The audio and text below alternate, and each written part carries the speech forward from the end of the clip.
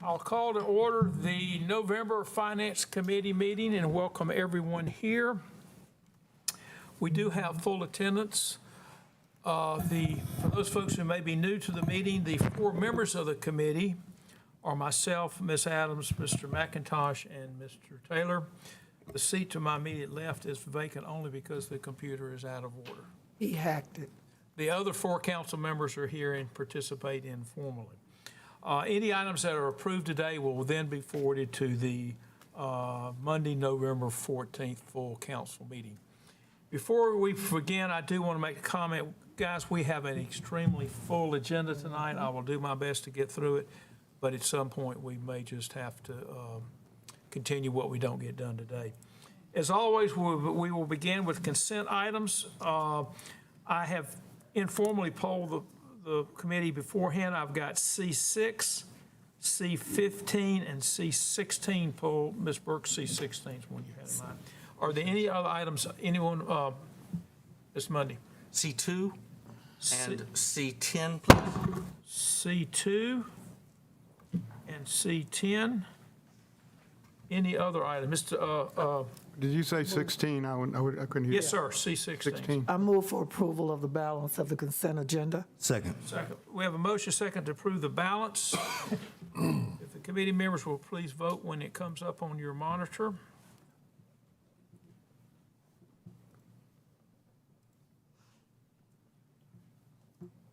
And that is approved 4-0. Okay, I will do the consent agenda in numerical order. We will start with C2. If the city clerk will please read that. Item C2, resolution awarding purchase order for half-ton pickup trucks to Performance Chrysler Dodge Jeep Ram in the amount of $844,368. Mr. Rao, or who would like to take questions on this? Okay. Mr. Mundy, you asked about this one? I did, and if it saves a little time, I can also address C10 at the same time. Both of these have to do with purchasing hybrid vehicles or electric vehicles. Just want to point out to the public here and those listening that we did make some progress. I'd like to thank the staff and looking at what we were purchasing. So if you want to cover what we're doing in C2, then I will just mention that in C10, we're also purchasing a few of the police cars in hybrid or EV format. All right. Well, good evening, Mayor, Mayor Pro Tem, members of council, committee. I'm Nicholas Geist, Director of Private Facilities Management for the city. So to address your concerns, Councilmember Monday, for C2, we originally were approved to buy, or we're replacing 58 pickup trucks, full-size half-ton pickup trucks for our fleet. We got a bid for this off the state contract, coming in right over $30,000 a pop. Those were for internal combustion engines or gasoline engines. Once we got that bid, we reassessed, trying to look at future needs and to meet the green initiatives of council. Based on that, we've decided to put forth 28 pickup trucks for immediate need. The reason we did 28, split it in half, is because part of these are left over from last year. So we're still trying to pick up from missing order windows last year. So we're ordering some of these from last year. Some of these are for new positions that were budgeted for this fiscal year. So we're trying to catch up. But with the remaining funds from that item, the other 28 pickup trucks, we are working to secure either hybrid vehicles, hybrid pickup trucks, or electric pickup trucks with that remaining funding. The order windows for those items are closed for this fiscal year. We hope that we'll be able to catch them when they open up July, August of next year. Thank you. Any other questions or comments? Yes, Mr. Do you know offhand what the difference in mile per gallon is between a hybrid and a standard? Yes, sir. So it's not exactly an apples to apples comparison. We're getting the 28, we're getting our standard cab, V6, 3.5 liters. They get approximately 17 and 25, 17 city, 25 highway for 21 combined. Our hybrids are crew cab, four-wheel drive F-150s. They are hybrid electric vehicles, so they're plug-in, and they get 25 miles per gallon combined. I know that some of our decisions about when we buy things are based on the criticality of what we need and when we can get it. And I know hybrids tend to be a little tougher to come by, although they're easier to order than the electric. So I applaud us doing whatever we can to do that, but I also know that better vehicles for our needs and for the planet are coming down the line. They're just not available yet. Yes, Thank sir. you. Can I get a motion to Move for approve? approval. Second. A motion second to approve, we're just going to do C2. Mr. Mundy, we'll worry about C10 later. If the committee would please vote. That is approved. We will now go to C6. If the city clerk will please read that one. Item C6, consideration of items relating to a contract for solar photovoltaic system at Bryce A. Stewart Municipal Building. Ms. Polonsky, can you give us a 2-minute on this? Sure, no problem. Good evening, Mayor, Mayor Pro Tem, Chair, committee members, and members of the City Council. This is the item to award the contract for the work on the Bryce Stewart Building. We earlier this year sent out an RFP, and we did get one bid, and that's what this is. You will see that the total there is for $189,314. However, we do also expect to be able to take advantage of some of the tax credits from the Inflation Reduction Act, which will further lower the cost of this to about $132 once we are able to take advantage of that. There are no further details on those available currently because the federal government has not released that guidance, but we expect our contractor to be able to help us with that. This is also expected to be for a size of about 70 kilowatts, which is about 30% more than what we initially expected to get. So it will be a bigger system on that rooftop to take up more of the space available. Do you know what the value of the electricity is per year that we will generate? Yes, that information was included in the bid packet, and we also have our energy manager here, Lindsay Smith, who is happy to provide some more of that information. He does measure this on an annual basis for many of our facilities and can speak to that if you would like those specifics. Yeah, please. And you hang around in case there's any Yes. questions. Yes, sir. My question is, we're going to spend a net of $132,000. What's the electrical generation per year at current rates? Basically, I'm looking at rates for this facility being around about 6.5 cents kilowatt hour. I expect us to save $9,000 a year. That's 5 to 6% of the total cost of the operation of that building, which is around $140,000 Yep. per year. I am expecting electric rates to increase somewhat significantly over the next few years. Yeah, whatever. My other question is, how old is the roof on that building? It's 1 year old, which is one of the reasons that roof was chosen. My concern was to put something on top of a roof and then having to replace the roof in a few years. Right, and the contractor that installed the roof will be a subcontractor on this project to the vendor that gets the contract, so the warranty will remain in effect. Okay, because we are drilling holes, I would think. Only for the conduit to go to the electric room. So just the one hole, everything else is sitting on the roof with ballasted weight in the trays to hold it down. Okay, That's how most all of the roof systems are installed now. okay, good. Any other questions, Mr. McIntosh? Yeah, I'm curious how we're able to use tax credits since we are a government entity. There are specific rules in the Inflation Reduction Act that allow governmental entities to receive a 30% credit, which is basically to offset the 30% tax credit that we don't normally receive. As Helen said, we don't have all the rules, but that direct payment will also likely apply to some electric vehicles and other energy saving. So it actually is more of a grant than a tax credit. If we Well, were, tax credit's not really the Right, if we correct were word. for-profit. It is a direct payment. right, It's a grant. got it, thank you. Yes, thank you. Any other questions from the, Move for approval. have a motion approved, have a second? Second. Motion second approved C6. If the folks will please vote when it comes up.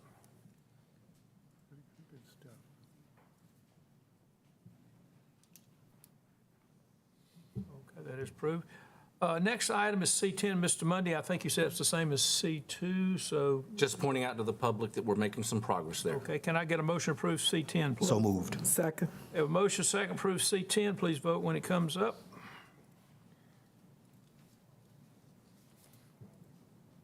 That is approved. Thank you very much. The next item is C15.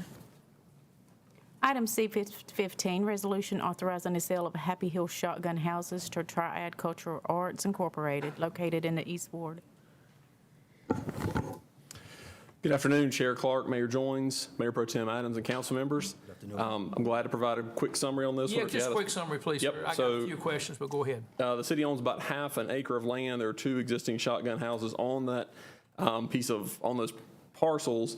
And basically, this is an information item we brought in September. The idea here is to sell those 3 parcels and the 2 structures to Triad Cultural Arts. And you've got in your agenda materials, I believe one of the structures is to be utilized as an exhibit and museum space. The other is for a welcome center, and the transaction will be to sell this to Triad Cultural Arts for the sum of $1. And I'm glad to answer any questions, and Cheryl Harry with Triad Cultural Arts is here as well. Okay. How long have those houses been sitting there? It's been quite a while. They're in poor shape, Councilmember Clark. I just want to say to the folks, I can't wait to sell these to you for $1 because I think we're getting the better deal. So They have been there, I think, 30-plus years. More than that. More than that. Well, my memory only goes back so far.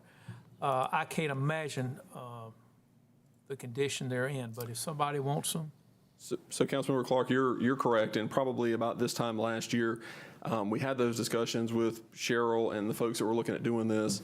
They actually brought on a structural engineer. We opened up both of those buildings to allow the structural engineer entry into the buildings to understand and get their arms around the full extent of improvements needed, so they have that information. They know full well what's in front of them as far as repairs and upfits to those buildings. okay. Ms. Scipio, this is your ward. You have any comments? Yes, I just wanted to also give a little more background that prior to my coming on the council, the city had agreed to move these 2 houses down into the new Happy Hill Park. However, once we started the construction of the new park, where they were supposed to go down near the Brothers Spring, there's a significant flooding event. So that movement did not make good sense to put them there where they were likely to flood. So we talked about leaving them where they are and allowing them to be converted at that point. Okay. Any other questions or comments? Move for approval. We have a motion to approve. We have a second. Second. Motion and a second to approve C15. Committee will please vote when it comes up. Thank you very much. The last one is C16. If the city clerk will please read that one. Item C16, consideration of items regarding subordination of existing permanent financing for the Heights single-room occupancy building and financing for development of 12 units of workforce housing. Ms. Newman, why don't you introduce this to us? Good afternoon, Mayor Joines, Mayor Pro Tem Adams, Chair Clark, members of the council and committee. I'm Marla Newman, Community Development Director. This item was brought to you in October as an information item, and we are talking about, for your consideration, 2 resolutions that accompanied this item. You have one that looks at subordinating the existing permanent financing on the single-room occupancy building, and then there is a second resolution that is for $290,000 of permanent financing for 12 cottage units that are to be used for affordable and workforce housing. And before you is the opportunity to adopt both or either of the proposals if desired.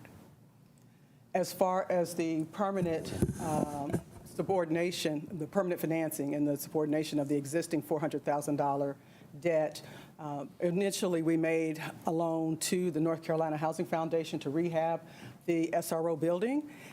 That particular transaction contemplated a deferred loan at 0% interest for 20 years. It was secured by a subordinate deed of trust, and there were restrictive covenants in place. The project at that location was completed in 2016. However, none of the units were ever occupied, and today the building is vacant. Back in 2021, the North Carolina Housing Foundation sold that property as well as some adjoining property to Infield Delegate, the developer today, who is doing the Heights, formerly known as the Commons. Infield Delegate is looking to convert that 20-unit building into 10 one-bedroom affordable apartments.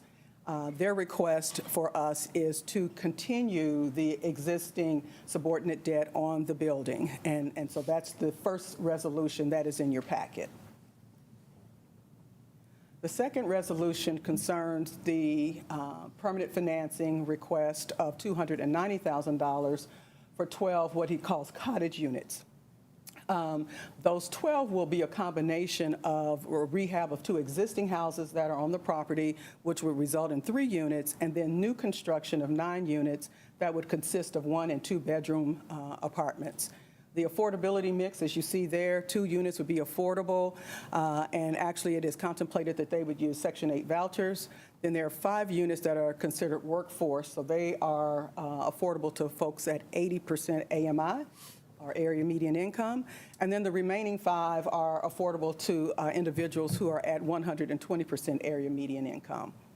You'll see the total development costs are $2,528,525. The request again from the city is $290,000. The average investment per city dollar per unit is $24,167. The financing that's requested would actually mirror what is currently in place on the SRO building, which is again 0% deferred interest, 20 years forgiven. Again, secured by a subordinate debt, or subordinate deed of trust, I'm sorry. And there would also be restricted covenants in place for those units as well. And the developer is here, should there be any questions for him. So these are all rental units? Correct. Okay. Any question? Ms. Burke, this is in your ward. Would you have any comment? I do. Thank you, Chair Clark, and thank you, Ms. Newman, for that presentation. When this came before council in October as just an information item, at that time I spoke on behalf of my constituents, and many of them were in the audience. And if I have constituents in the audience today, would you raise your hand or stand? Thank you so much for coming. Again, I will express what has been expressed to me by my constituents in the numerous meetings that we've had, emails I've received, and phone calls I've received. They are opposed to this resolution, to both of them, both of the requests being made by Mr. Shearburn. They believe strongly that housing conditions in the Northeast Ward have a high concentration of impoverished areas, and they believe that all housing dollars that the city has should be used in those impoverished communities, in those blighted communities, to revise them and to and not to build brand new. And they would like for me to speak for them so that all housing dollars spent in the Northeast Ward are spent in the blighted areas, in the impoverished communities, rather than build brand new. Thank you. Mr. Larson? Could you remind me as to why the 20 units remain vacant after we invested $400,000? As I understand it, they were anticipated to be used for special needs individuals on the autism spectrum, and I think there was just some inability to put the rest of the programmatic piece of the program in place so that they could actually house and serve those individuals. So the idea now is to basically rebuild the inside of this building and make 10 units out of the 20. That is correct. And there's a commercial kitchen also on the first floor of that building, and I understand that commercial kitchen will be used to prepare meals for family services. They're building a child care facility on the campus, and they have other facilities in the city, and I understand that one use of that commercial kitchen in that building will be to prepare the meals for the child care centers as well. Any other? Yes, Ms. Burke? Councilmember Clark, Chair Clark, one additional comment. This request for the $290,000 will be coming from the local housing finance assistance fund, and I believe we have approximately $300,000. And if we vote to support this request, that will bring us all the way down to $10,000. Two of the units, we could actually use home funds because they are eligible for Section 8, which targets that 60% or below AMI. So we wouldn't necessarily have to deplete the entire account. It would take a significant hit. However, we do have that ability to offset some of that through home funds, if that's your desire. Okay, I'll leave that up to whatever the staff wants to recommend. I would like, and you can't get it tonight, but I'd like to see an area map of where this is and some pictures. I have in my mind that this is more of a campus type environment. If I could get a little more information on that, just pictures and aerials or whatever. We'll provide that. Ms. Scipio. Yeah, you're right, Mr. Clark. This is the area that TROSA wanted to go to some time ago. So it is a campus environment that is not very visible from the highway. So it needs to be housing, and it's the child care center is very important. The Family Service Child Care Center, and that should be opening in December. So it really was chosen because they were anticipating other housing on that campus so that those children would be served there also. So, Well, I'm hoping whatever you can provide would show the vacant land available, things of that sort. Sure. There's acreage, undeveloped acreage towards the rear of the parcel. United Health Centers also has a healthcare center on the campus. Currently do, or are they? Currently. Currently do. Okay, thank you. Any other questions, comments? Oh, Mr. McIntosh. Yeah, I just do want to say that this is exactly the product that we're looking for. This makes up not a huge chunk of the 750 units we need per year, but it does make up a good portion of that. And it's not the type of project that very many people are willing to take on. It falls within our target range for what we want to spend per door. So to me, this looks like a good development. Thank you. Mr. Mundy. Is there a plan for the undeveloped land? Is that going to be market rate housing? I would have to defer to the developer, but I do believe that in previous conversations, there was a discussion about it being a mixed income development as well. Thank you. Okay. Can I get a motion on the floor? Motion approval. Do you have a motion and a second? Second. If the committee will please vote when it comes up.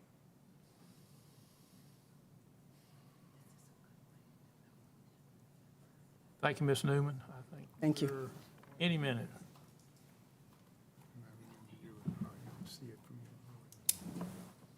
By the way, I did abstain because I want to see what the map looks like before we get there, but we'll have that in time for Monday. Okay. That is all on consent. We are now going to go to the general agenda, and I'm going to do one item out of order that we absolutely have to get done. I'm going to start with G6, and then we're going to back up and go to G1 and come down. So if the city clerk will please read G6. Item G6, resolution authorizing the conveyance of certain city-owned property for the development of affordable housing in the Ridge Place subdivision to True Homes, its assigns or successor, receipt of $608,300. Ms. Tony, can you Yes. please tell us about it? Good evening, Mayor Jones, Mayor Pro Tem Adams, Chair Clark, and members of the committee and council. Good evening.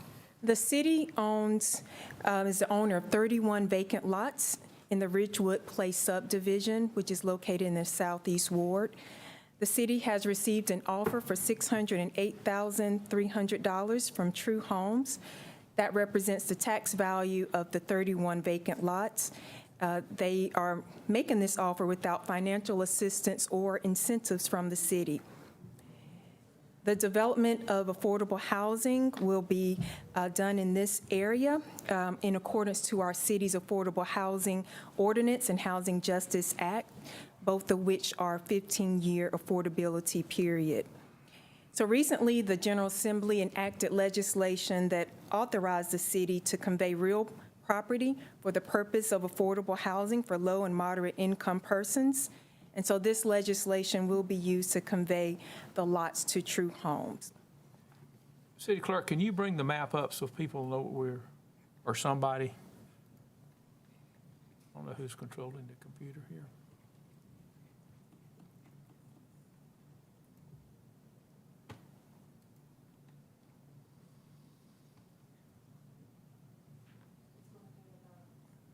It's going to be about a 10-second delay before it reaches your monitors. We're going to send that map all the way into outer space and then back down. It'll be here in a minute. It's up there, Council. Oh, it is? Yeah. Okay. We have screens in front of us. I always assume that when my screen is lit, that's lit, but that's not the case. Okay, anyway, there it is. Mr. Taylor, I believe this is your ward. Would you like to make any comments? This is in the Southeast Ward. I think these 31 lots will go a long way to providing quality workforce housing for the people in the community. I know Councilmember Burke mentioned the Housing Finance Assistance Fund. It's important to point out that these lots will be sold at market rate, and then the proceeds will go to improving on that fund. So I'm certainly supportive overall of the project. Thank you. Ms. McIntosh. Just a quick question. There are some lots, I drove this the other day, that seemed to be buildable. And I was just wondering why the buyers weren't buying all of them. Right, we talked to the developers, and these were the lots, parcels that they selected, but I'm not sure if they're. Sir, if you'll give your name and address for the record. Jeff Gurnier, Breckenridge Center Court in Monroe. I'm with True Homes. There's a lot of other lots there that I don't think are in the same category or are available for us to purchase. We had our estimators and graders up here. We evaluated all the lots and felt like the 31 that we picked, we could take the dirt from the high lots, pad out the low lots, and get them all cleaned up. You know, it just was more efficient. These 31 worked out for us. The rest of them are still there when you get an appetite for those. If there's more available and we find we can work with them, we'll certainly do more. Great, thank you. Okay. Can I get a motion from the committee? Move for approval. Is there a second? Second. We have a motion second to approve G6. That is approved. Thank you very much. Thank you all. Thank We you. will now go back to the start of the general agenda. We will do G1. Item G1, resolution approving economic development assistance for Project 11 pursuant to North Carolina General Statute 150A-7.1. Public hearing November 14th, 2022. Mr. Millett, will you please give a 2-minute on this so everybody knows what we're talking about? Certainly, Councilmember Clark. Good afternoon. Good afternoon, Mayor Joines, Mayor Pro Tem Adams, and the rest of council. Good afternoon. This item does concern an economic development project that is codenamed Project 11. They are a thermoformed packaging company that primarily serves the pharmaceutical and medical device industries. They operate production facilities worldwide, including 3 in the United States. It is seeking to locate a new facility for the production and distribution of its flexible packaging products to its North American customers. Winston-Salem is one of several locations being considered, including other sites in North Carolina and South Carolina. Originally projected for a 2023 operational date, the lead time on equipment has pushed that operational period to the first part of 2024. The company is seeking financial assistance to offset the capital outlay associated with the project. The project will create 79 new jobs over the first 5 years of the project at an average of $52,000 per year. A representative sample of job types includes printer operators, maintenance technicians, quality technicians, warehouse material handler, process engineers, and miscellaneous positions. Taxable capital investment is expected to total $20.1 million over the first 5 years. The attached resolution authorizes council to provide up to $295,907 in performance-based incentives. This number is based on the expected net new property tax revenue for the project over the first 7 years. In addition to financial assistance from the city, they are requesting assistance from Forsyth County and the state of North Carolina. If approved by Finance Committee, this will go to public hearing at Monday's City Council meeting on November 14th. We do have folks from Greater Winston-Salem, Inc. I believe Mark Owens was here, just had to step out, but Laura Lee and Ellis Kiefer with Greater Winston are here. Thank you. Any questions or comments? Mr. Mayor? I just wanted to say that, these projects don't sound, that big, but they are. We'd love to have the home runs, but getting these singles and doubles every time, we've got 3 or 4 of these coming on, so Ken and Greater Winston-Salem builds up and adds to it. This is a well-thought-out package. 50% of the new tax is generated, so that the project pays for itself, basically, and so I think it's a good deal. Thank you. Thank you. Ms. Adams? Yes, as the mayor said, back in 2008 and 2009, when the Great Recession hit, we were just glad to get any jobs to Winston-Salem. It was like that all over the country. So, the world as we know it has changed. You're not going to see big box stores and businesses. Everybody has basically streamlined their process with automation and technology. So companies are much smaller, but they're more productive and more efficient. And I just wanted to tell the owner that I know where Monroe, North Carolina is. Highway 29, and you get on 151 to Jefferson and Kershaw and Paisland, that I know where their headquarters is. Thank you. Any other questions or comments? Can I get a motion? Move for approval. Second. We have a motion and a second. By the way, for folks out there, we are briefed in a executive private session, so we know more about this than it's not that we have a lack of interest, no questions, just that we've had a chance to be briefed earlier on this. Thank you. If everybody please vote. That is 4 in favor, none opposed. We will now go to G2. Mr. Millett. Item G2, resolution approving economic development assistance for Project Circle pursuant to North Carolina General Statute 150A-7.1. Public hearing December 5th, 2022. Mr. Millett, this is yet another project. Will you please introduce this one to us? Yes, sir, it is. It is our second economic development project of the afternoon. This one is codenamed Project Circle.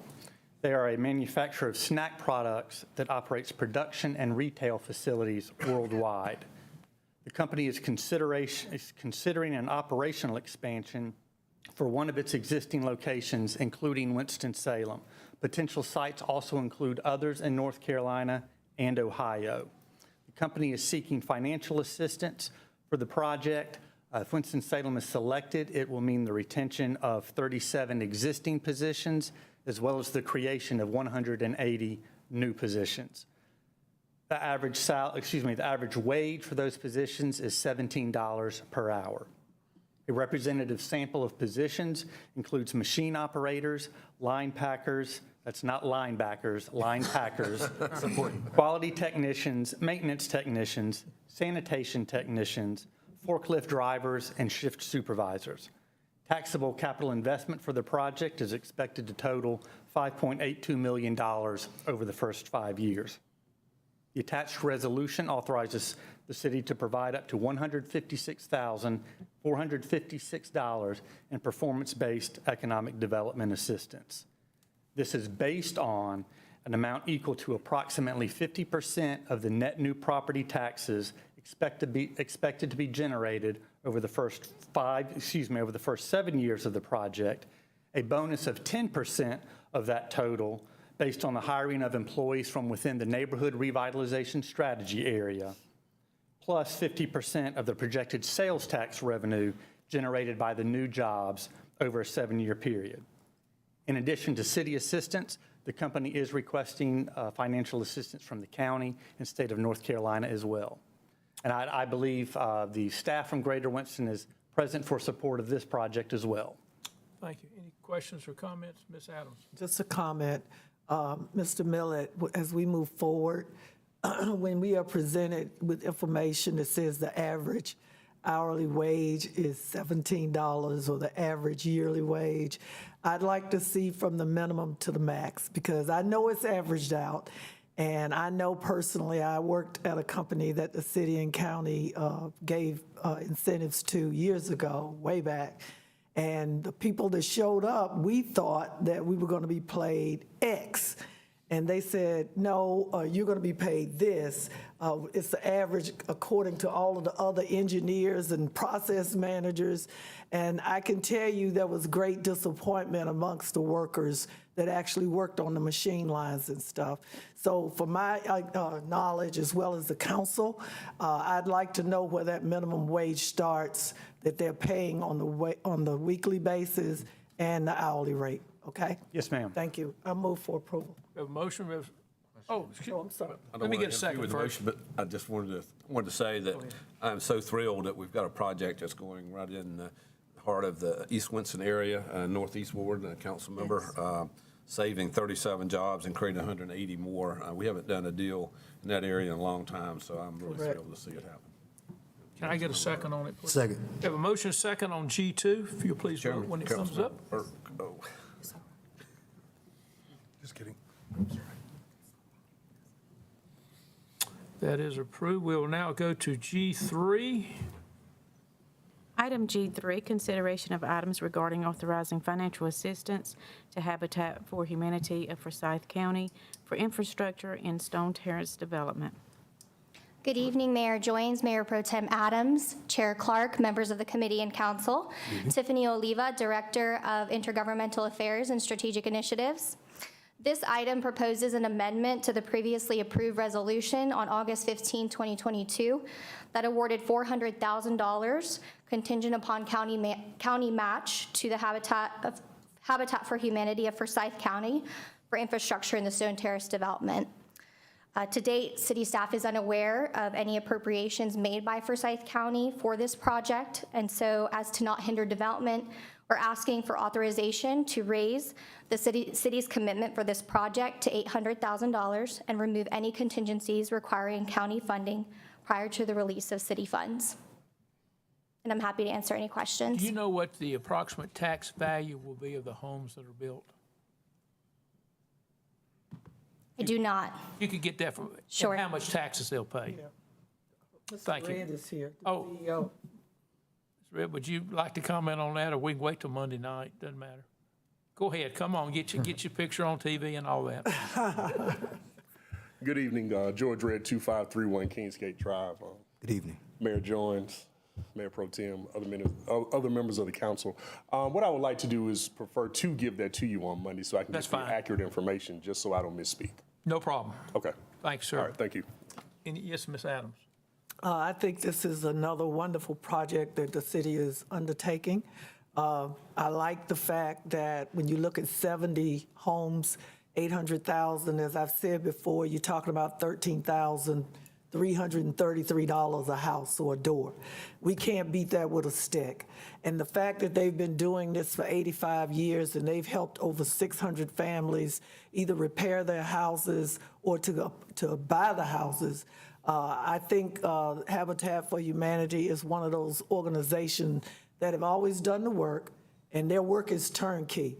The product is what the product is, and it's always high quality. So I will be supporting this.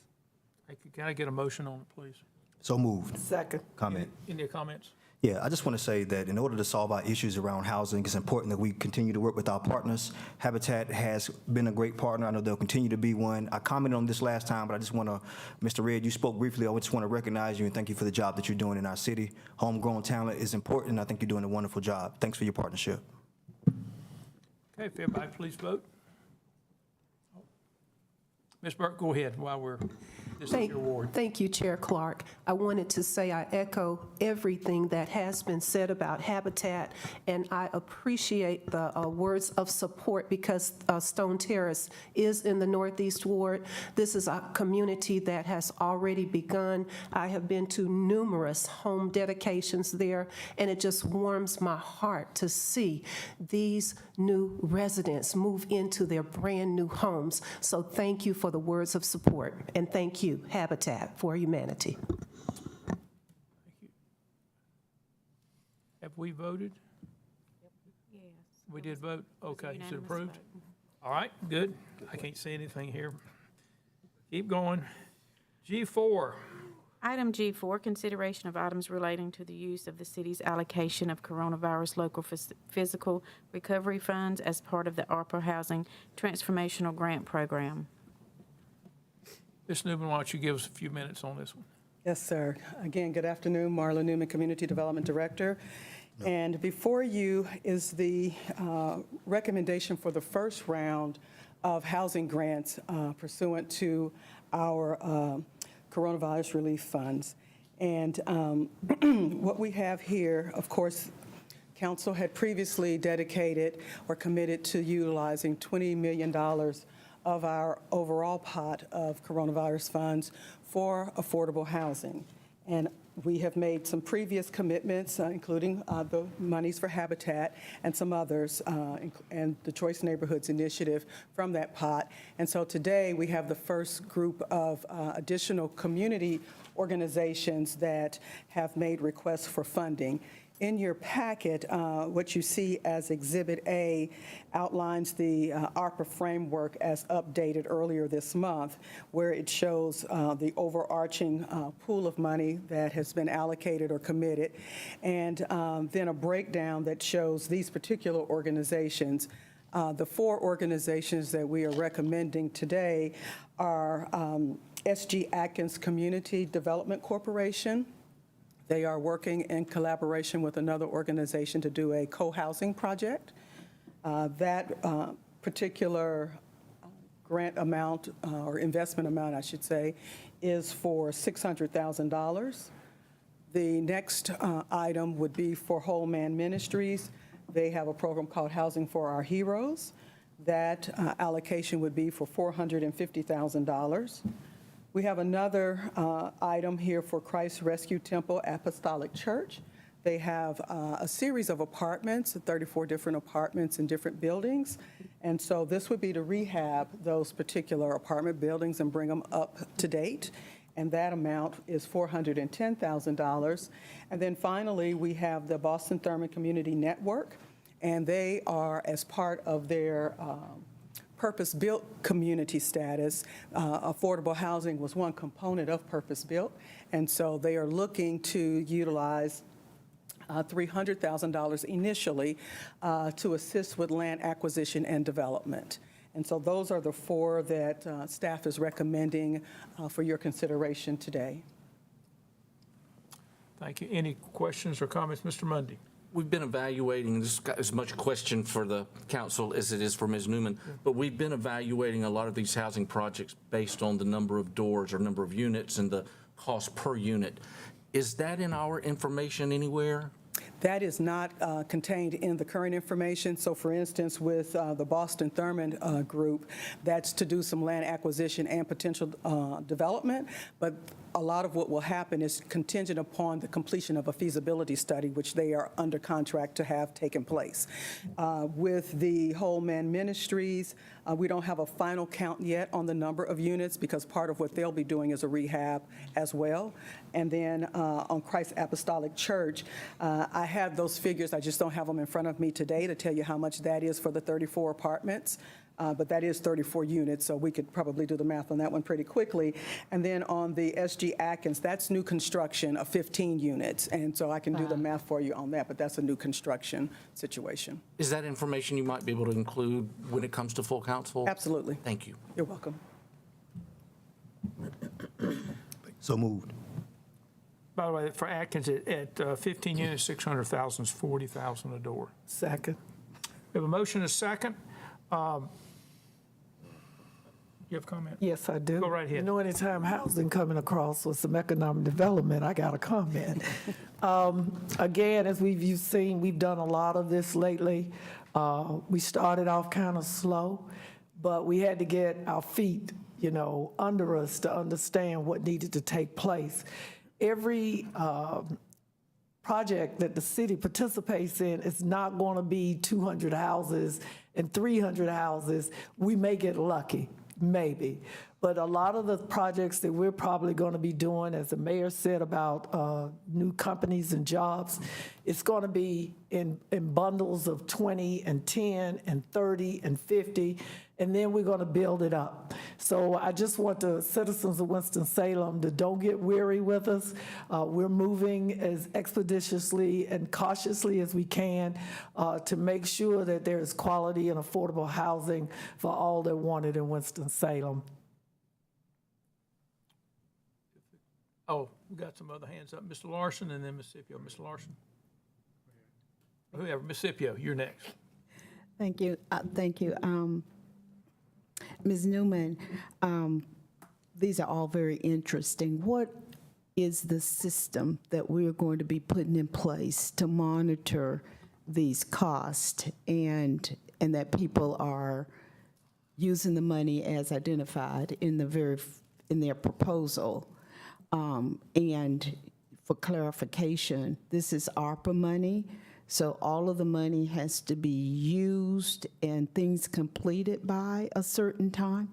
So the first question around monitoring and appropriate expenditures, as with all of our development projects, we have an extensive contract situation that outlines deadlines and scope and things of that nature. We pay cost as they're incurred, so we don't front the dollars. So we then really scrub the invoices closely to make sure the costs are appropriate for our dollars before we actually expend the dollars. As far as the expenditure of the funds, these funds have been I'm not going to use the terminology correctly, but they have been programmed in such a way that the ARPA requirements in terms of expenditure by the end of 2026 do not actually apply in this instance. However, we will be still, through our contracting, giving specific deadlines and targets to get these projects completed. And so it is our expectation, especially with the housing development projects, that 18 months, no more than 24 months from contract execution, we expect to see completed units. And are each of these agencies putting money into the project, or are we fully funding the entire project?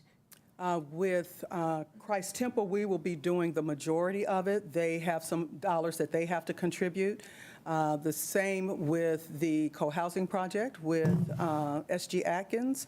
And let's see, let me get to the others. Of course, the one with Boston Thurman, this is only a portion of what they will be doing as part of their work consistent with Purpose Built. And then with Home Man Ministries, this is a majority of their cost as well, but not the entire cost. Okay, and we don't have provisions for any cost overruns on these projects? No, ma'am. What we provide is what we provide, and short of another request from to council, these are the budgets that we will be working with. Thank you. I would like to point out, can we get the chart from Exhibit A on the big screen?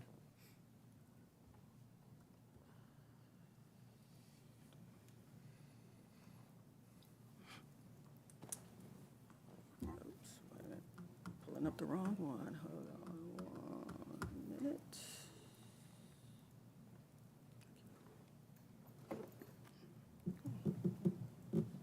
Which one is it?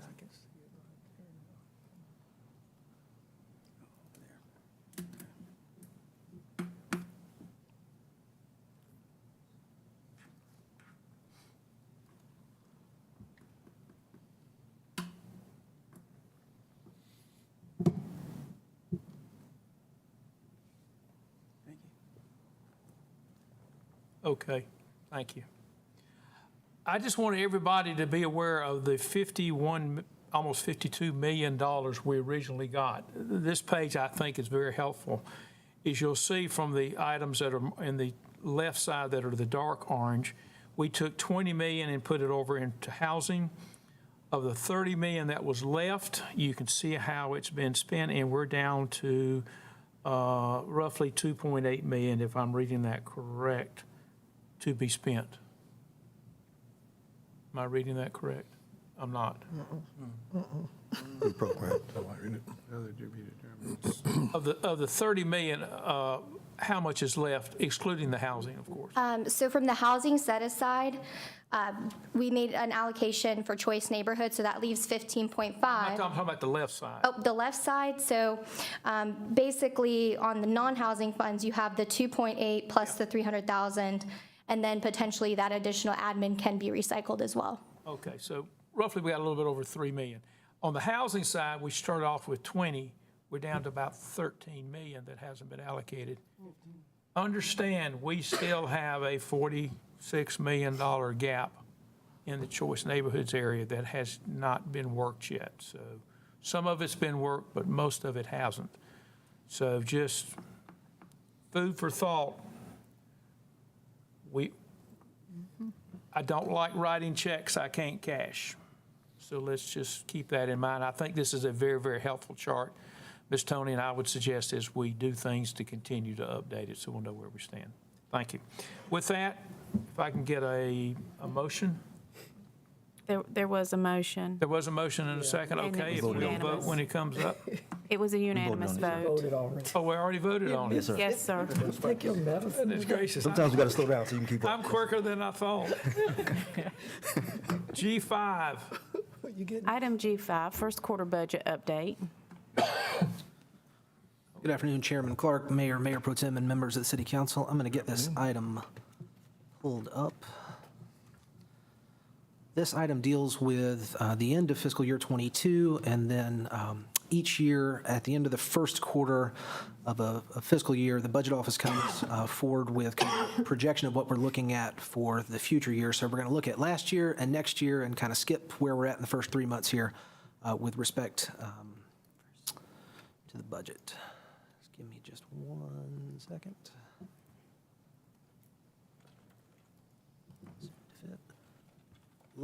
Chairman Clark, let me know when it comes up on your screen. Got it. Yeah. We have Got it? Okay. We're good. happy. All right. So some key takeaway points. There is a memo attached with this that has a few additional details in it. But in terms of the end of fiscal year 22, we did add a substantial amount to general fund balance. Most of this presentation will deal with the general fund. $7.1 million in unassigned general fund balance above the 16% policy goal that was adjusted up during the budget calendar this year. Overall, total revenues about 4.5% above budget, and total expenses 6.3% below budget. Those, in terms of percentages, are a little higher on revenue, and you can call it higher or lower on expenses in terms of how far we came in under budget compared to what we would normally have, and I'll show you kind of how that works out. In terms of major budget drivers, potentially for the fiscal year 24, right now, employee compensation is probably at the top of the list. Looking at merit and the step pay plans for public safety that were introduced in fiscal year 23, as well as increased benefits costs, particularly related to retirement costs.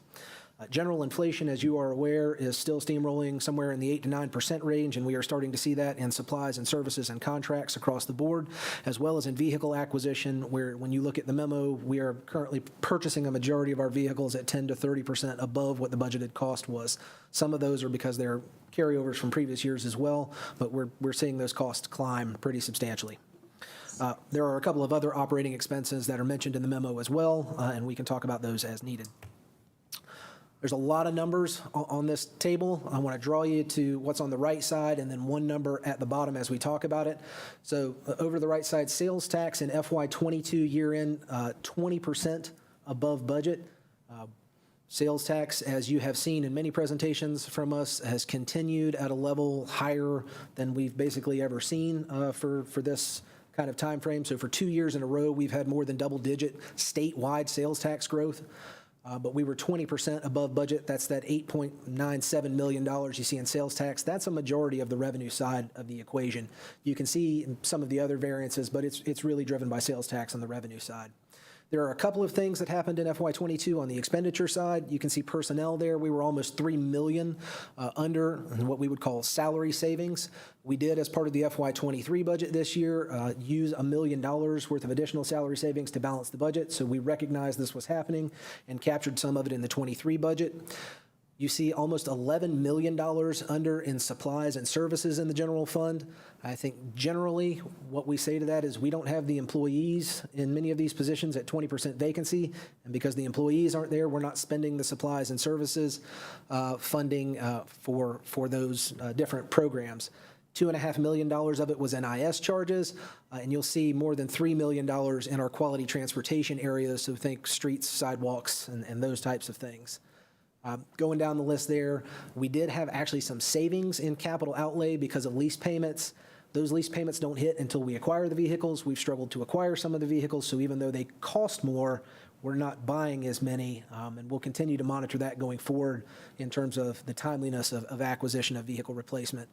Support to other funds, we really budgeted about $1 million to go to the Fairgrounds Fund from General Fund originally, ended up using some of that ARPA revenue loss money to cover that, so we came in under on transfers just based on the ARPA funding.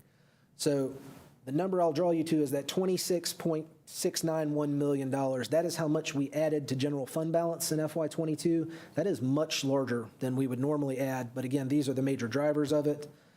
In terms of the chart that we normally show you, how that fund balance carries out, if you look at the column that says June 30th, 2022 actual, the asterisk is supposed to be because these are not fully audited. I'll turn back to Kelly here. I think we're really close and these numbers are final, but we haven't presented the audit to you yet. So they're not going to change, but just a note.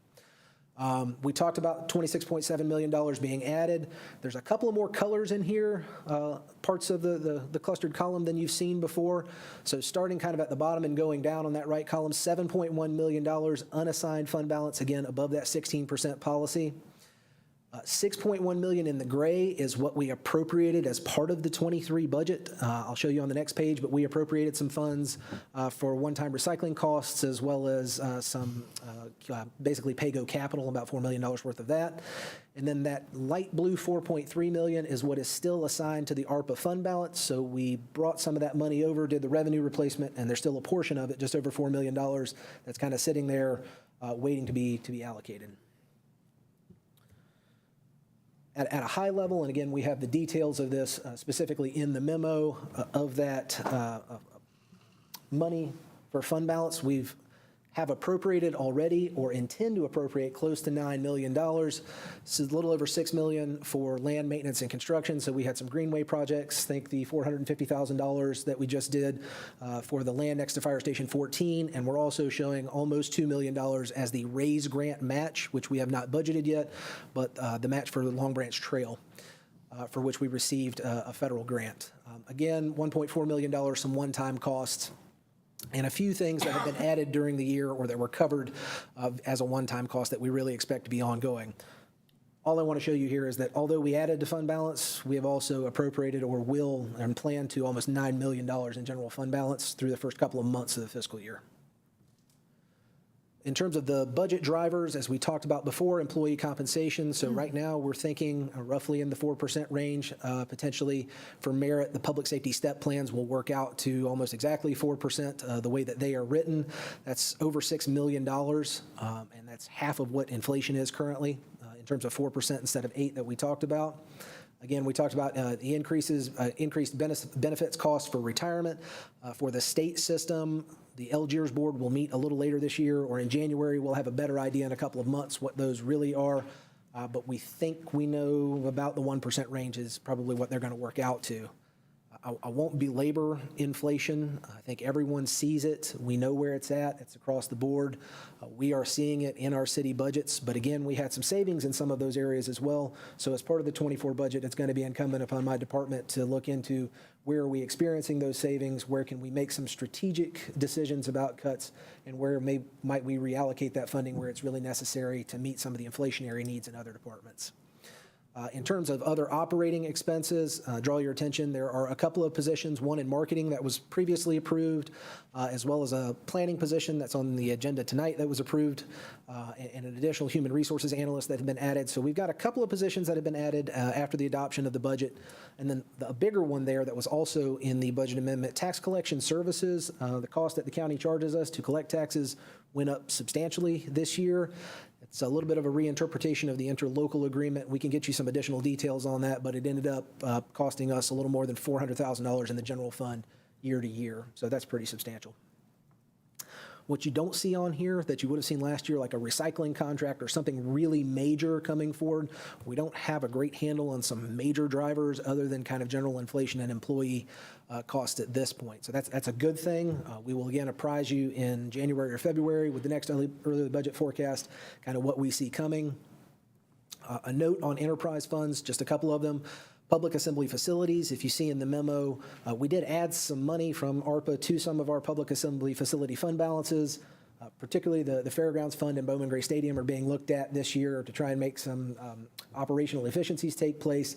But do want to put out there, if they continue as they have been for a couple of years kind of sliding, we may be talking about general fund balance subsidies for some of those, maybe not in 24, but in 25. So we're just kind of putting that on the radar as a potential. Also, the Stormwater Fund, this is one that we've talked about several times. We haven't raised the rates since 2007, 2008. We currently have more value in projects planned than we do cash in the bank. So that one is kind of dependent on how quickly we do those projects and spend that money. And then we will provide all of the other pro formas that we normally do a little bit later in the year with respect to the parking and water and sewer and things of that nature. If you have specific questions about those, we can come back, though. That is the short and sweet presentation on kind of where we ended 22 and what we see currently for 24. Happy to take any questions. Ms. Adams, question? Yeah, thank you, Mr. Tesh. The public assemblies facility, the operating losses for the stadium and the fairgrounds. I would be interested as quickly as possible when we can get a report on how the fair did. And what are the drivers, even though everybody's been telling me that when it comes to the race cars and anything else at the stadium, it's packed out. Wondering if we need to just reevaluate or review, Mr. Rao, what we're doing at both of those venues, that we can, lessons learned, that we may have to figure out that, we would love to do 20, 30, 40, but we may only be able to really do 10 or 15 and do them really well. And we don't lose substantial money losses behind it. And that entails the marketing and the branding pieces of when we do events. I would like to also know in that, at the stadium, besides Winston-Salem State and the race car, Winston Cup, what others, and you can put all this in a report, what other entities are using the stadium? And if not, the part that shows the breakout of what it costs to run that stadium when there's nothing going on there. About like what happened at the Coliseum. If the lights are on and nobody's there, my daddy would tell you, cut the lights out, you're spending money. So if you can help us with that, please. Yes, ma'am. There's a key work item to look at those. So in terms of expediency, we can probably get you a couple of high-level numbers back, but that's going to be looked at very significantly. Thank you so much. In the first quarter. Mr. Larson. I know it's not necessarily in this discussion, but I'm always concerned about the Utilities Commission. It doesn't show up in our budget and what the overall debt load being carried by utilities is and what our obligations might be as a city if something went wrong. More than happy to get you debt information as of the end of fiscal year. It's a separate budget, but it is worth this commission, it is worth us monitoring and being aware of it, I think. Okay, yeah. Absolutely. Okay. Sure. Yes, Mr. McIntosh. Mr. Tesh, I'm curious what your crystal ball tells you about where we're heading next year with sales tax revenue. That's been a big, a lot of wind in our sails right here over the last couple of budgets, and yet we're potentially looking at potentially a downturn in the economy. And what are your sources telling you? If I had a crystal ball like that, I'd be working on Wall Street. This is a conversation that takes place amongst budget directors across the state, economists and the like. We budgeted very conservatively for this year in the 3 to 4% growth range, expecting not to continue the climb that we've seen and the potential for some kind of economic recession to take place. I think you want to be conservative. We want to add to fund balance. We'll probably continue to have growth rates 5% or less projected for year end until we get much closer to year end. Also, those distributions come in 3 months after the month ends, so we're not at a point where we have enough to really tell what even fiscal year 23 is going to look like. So I would tell you, expect to see the same level of conservatism you've probably seen before. All of the conversations are around, when is this really going to slow down? And I think most of us thought it was before now. The distribution we got most recently was still much better than expected, so we're seeing growth, but we'll probably be conservative with it. And then Job creation's up. Sure. When is our next property reval? Calendar year 25, fiscal year 26. We will get the new valuations early 25, and it doesn't affect the budget till that July 1st when we adopt the new budget. This is for information only. Thank you, Mr. Tesh. Thank you. Sir. Folks, we got 2 more items. I think we're going to make it. The next 2 items are both for information. Item G7, information on developer request to modify approval of financial assistance to 1001 Marshall MM LLC for downtown development purposes pursuant to North Carolina General Statute 160A-458.3.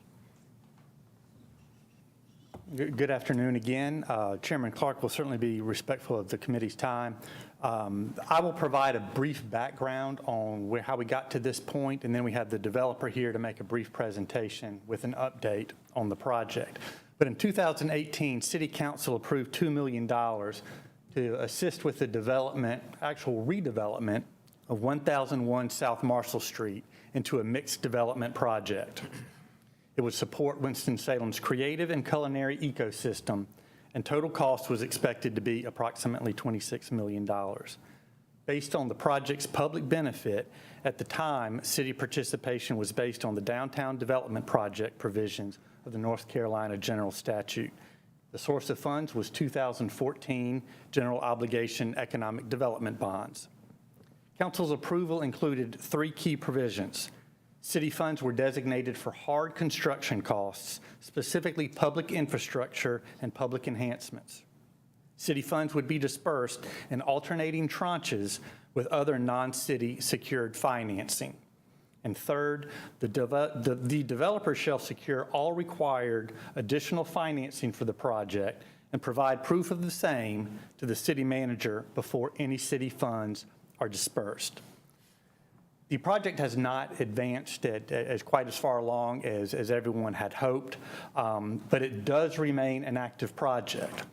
The scope of the project has broadened to include an adjacent property, which is 1007 South Marshall Street. We do have representatives of the developer here. Margaret Norfleet Neff, Bill Struver, and Misty Gabriel are here. And I will note before they come up that should council ultimately approve financial assistance with the new request, that the authorizing statute would change from the downtown development statute to the community development statute. Thank you. Developers, if any or all would like to come up and present.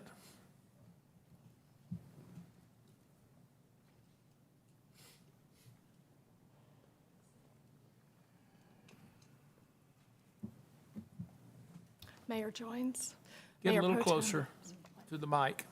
Oh, sorry. Good afternoon, Mayor Joines, Mayor Pro Tem Adams, Chair. And if you could give your name and address for the record. Margaret Norfleet Neff, 3733 Millhaven Road, Winston-Salem, North Carolina. Thank you. Good afternoon. And also council members. We appreciate your time today, and we very much appreciate the time of the city staff, the city manager, in walking us through the options and guidance, especially our councilperson, Larson. So thank you. We have a short PowerPoint. I believe you all were presented the PowerPoint. In the interest of time, I'm just going to run through it and then leave time for questions. Just add a couple comments. Of course, we're opening, this is 1007 that you're seeing. We had originally had 1007 in the total project, and we had site control of it and then had to let go of site control. Now it's under lease to purchase, and we've been able to pull it back together into the total project, which the 2 buildings touch each other, which is an important component for that end of town. Of course, the full development of 1001 you also see as well here. We've created access on all sides of 1007 as well as 3 sides of 1001 to for the public to be able to access both inside as well as the park-like structures around the strollway and the open footprint. So again, the city go bond under the new statute would go directly to the 1007 phase of the comprehensive project. This is just a brief overview of a lot of information that was sent to city staff. So just to give you an image of what has been happening in both buildings. They're ready to go, which is exciting, and the environmental is done. We've done a significant amount of work on both buildings. Again, images of the inside of 1001, which many of you may have known, was one of the first business incubator in North Carolina, and had many small spaces. So it is now in its original open space as it was when it was the Bonson building. New roof, et cetera. This is 1007. It's always had an open volume, and with working with historic tax credits on both buildings, you see the truss system at the top. We'll show you that again. That is one of the primary features that we will retain according to historic tax credits and SHPO. Again, you're probably familiar with what happens on Saturday. We moved market during the pandemic, and now we've settled into 1007, which is the permanent home. Scope of work. I've given you a short description, so I won't go through that again. Again, this is the footprint. You see the connections on all sides, as well as on both sides of 1007. We have 2 existing garage doors and 2 more garage doors, so there will be 6 entries, again, into the building, and it's designed to flow. Could you please use your pointer to point out 1007? Let's see, right. To point out, I'm sorry. The garage door. 1007. This actually is 1007 in this site map plan. Okay, then where's 1000? North of that. 1000. 1000. Well, it's above it. Okay, it's not gotcha. shown on this, but yes, to this upper Okay. side. There you go. Yep. Again, the scope of work, I just want to point out on the plan, again, this is 1007, so you see Marshall Street connects at the top.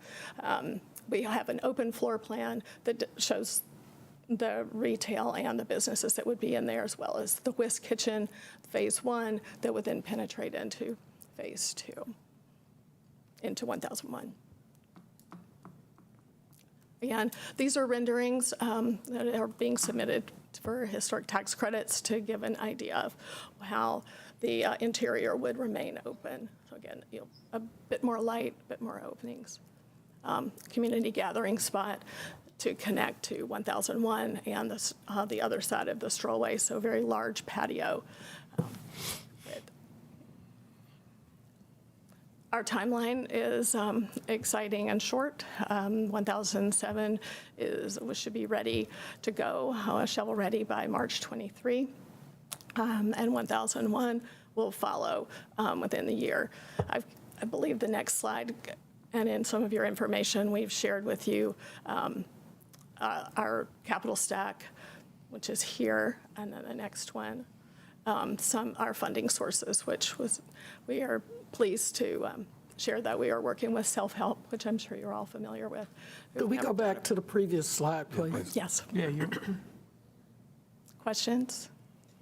No, we just want to look at it, because none of this is in our package. I know it's information. Oh, no, okay. But Sure. we just, and we're hoping that we'll get this so that we all can study it, because. Yeah, if staff could be sure that we get the presentation. Right. Okay, I'm good. Thank you. Oh, I'm very sorry. I thought that you had the presentation earlier. So again, our funding sources, again, I think you're familiar with each. New market tax credits, self-help is we should have an MOU, JVU MOU by the end of this year. They're very excited to come into Winston to do their very first project, both 1007 and 1001. PNC, historic tax credits, private investment, county interest in the agricultural components of what we're doing in both buildings. and of course, grants. And the request for modification, as Ken Millett shared, is that we were asking to have the bond funding move to 1007 as the first phase of the project would be the last funds into that phase. And then the second modification is that the statute for the financial assistance be changed to 160D1311 per the city staff recommendations. Okay. That's it. Thank you very much. And again, if the staff will please be sure we get all that. And again, this is information only, so we'll all digest it. We have a couple questions, Ms. Adams. Yes, thank you for the presentation, staff. Thank you for working with them diligently to help them to continue the journey. My question, and you don't have to answer it tonight, but I read a lot of grant notices from the Department of Ag and HUD and everybody, and there's a lot of grant monies out there right now for anything that's urban agriculture, food security, and things like that, farmers markets, infrastructure, and all of that. So I will be looking when you come back that you have done some of that because the money's out there. Groups like yours can go get it. A lot of people can't. So I would, it would behoove you to get on, to start looking at those grant notifications. And if you don't have them, I'm sure Mr. Garrity or Ms. Tony or someone or Mr. Millett will get you a copy of the grant notifications that we get on a weekly basis. Absolutely. Thank you. It's a wonderful recommendation. Thank you. And perhaps it's comforting to know that we have already secured our first USDA grant. So we appreciate that support. Akatosh, did you have a comment? What's the total project cost for 1007? It's $14 million, roughly. Okay, so our $2 million moved from a $26 million project, and you're requesting it to move to a $14 million project? Yes. Okay, thank you. Something I neglected to say, and again, it's in some of the other materials that you have, but 1007 would generate, and both of our projects are job generators. That's really what we're about. We really want to see small businesses grow in places in the south end that connects so beautifully to both the east and the west sides to catalyze job opportunities. 1007 would provide roughly 100 jobs, a lot of them through the kitchen as well as the other entities, something we feel very strongly about. And those opportunities that it would grow. We can get a copy of your slide deck. Of course. Ms. Scipio. I just have two questions. Just looking at your presentation, you're not requesting an additional $2 million. It's just switching the use, right? Yes. Yes. And then maybe Mr. Millett might have to answer this, or Ms. Carmen. Why is there a need to change the statute?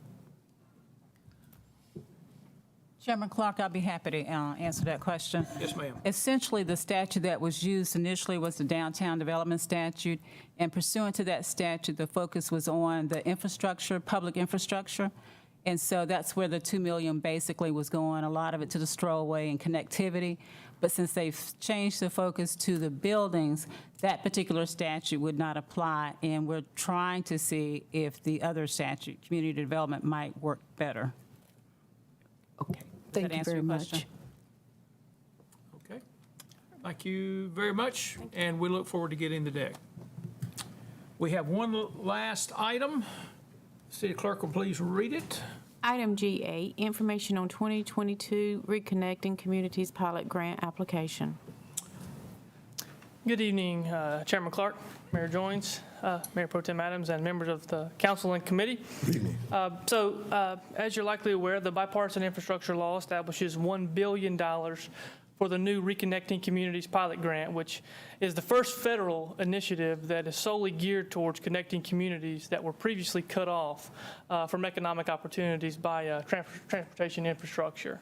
And so, of course, with the planned and upcoming bridge replacement projects by NCDOT, those bridges being over 3rd, 4th, and 5th Street there over US 52, the opportunity presents itself to pursue this grant and ensure efforts that, related to the bridging of that 52 kind of divide are included with those bridge replacement projects.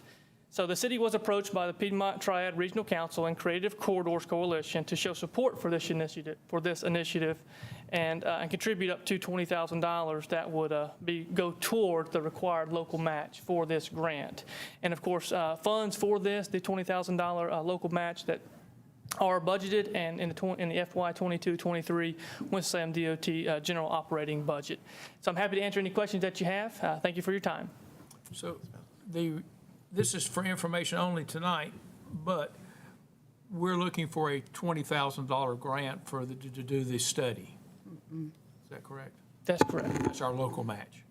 That's a contribution towards the local match. Okay, thank you. Mr. McIntosh. And that study will go towards the grant application, I'm assuming. So the study will be part of the grant application for the. So this is the planning grant. So these funds are for the planning grant. So if we are successful, then we could pursue, funding through the construction side of it if we choose to do so. And I'm assuming those grants will be ultra competitive? That's correct. It is a nationwide process. Okay, so we have to apply for a planning grant. If we get that and get it finished, then we can use that to apply for the actual construction grant. That's correct. The planning grant will be used as guidance to pursue future construction dollars if we choose to do so. Ms. Scipio. I know this was a quick application. When are we due to hear whether we receive the grant or not? So great question. And, USDOT hasn't given us that answer, Councilmember Scipio. So what we do know is that we are expected to hear early 23. Okay, they haven't told us, but basically they said it depends on the number of applications that they received. And to my knowledge, that number that they received is not available as of yet. Okay, thank you. Okay, any other questions, comments? Just real quick, Mr. Chair, I think this is great. We got a very few opportunities to reconnect, cross over to East Winston. 52's been there for 30, 40, 50 years, I guess, separated. So now is an opportunity that we can, and we saw how successful the Salem Parkway went with our Creative Corridors group. So I think it's a great project to support. Yeah, well, we look forward to that as well. Thank you. Thank you. We're done. Thank the chair for getting us through all this. Fine job, sir. Fine job. At 6 o'clock, the public safety will commence in the same room. Thank y'all all very much for being here.